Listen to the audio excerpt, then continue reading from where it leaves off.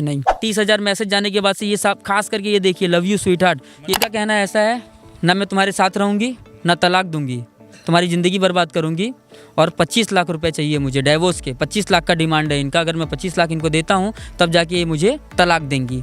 शादी तो हो ही गई है, पति कुछ बोलेगा तो उन्होंने बहन की धमकी दे दी कि मेरी बहन एडवोकेट है, तेरे को केस में फंसाएगी, ये करेगी वो करेगी, तो उतना ज़्यादा दबाव इन पर डाल नहीं सकता। मेरे घर से जब इस बहस के बाद जब गई, जाने के बाद उस लड़की ने सबसे पहले अपने मांग से सिंदूर मिटाया, गले से मंगलसूत्र उतारा और नाउ फीलिंग गुड का एक स्टेटस लगा दिया, व्हाट्सएप स्टेटस लगा दिया। ये जॉब करना चालू की, उसके बाद से इनका मतलब लेट नाइट आना हो गया, दोस्तों के साथ डील बनाना चालू हो गया धीरे धीरे। किस बात को लेकर के आपसे और आपके पत्नी के बीच में झगड़ा होता है? घर छोड़ के अलग रहना है इनको, माँ बाप के साथ नहीं रहना। शादी करने के बाद वो मुश्किल से 2 से 3 महीना मेरे या 4 महीना ज़्यादा रही होंगी मेरे घर पे, और उसके बाद से आज 3 साल से वो अपने घर पड़ी हैं, अपने मायके पड़ी हुई हैं।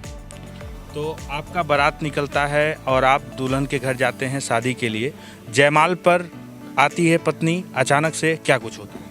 वहाँ आने के बाद से पूरा उसने हंगामा किया। हंगामा करने के बाद से शादी रोक दी गई, और जो भी था मतलब किसी से झूठ बोल के या कुछ भी करके नहीं किया गया था, क्योंकि इन मैडम के साथ मेरा तलाक का केस चल रहा है।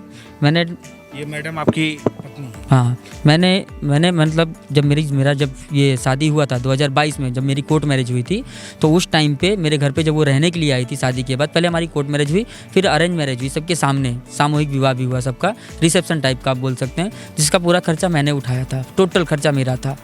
शादी के बाद का जो भी खर्चा था पूरा मेरा खर्चा था, चाहे लड़की के साइड का पूरा खर्चा हो या मेरे साइड का। इवन जो घर से लड़की कुछ सामान लाती है, जो भी हो, सोफ़ा, वॉशिंग मशीन, बेड,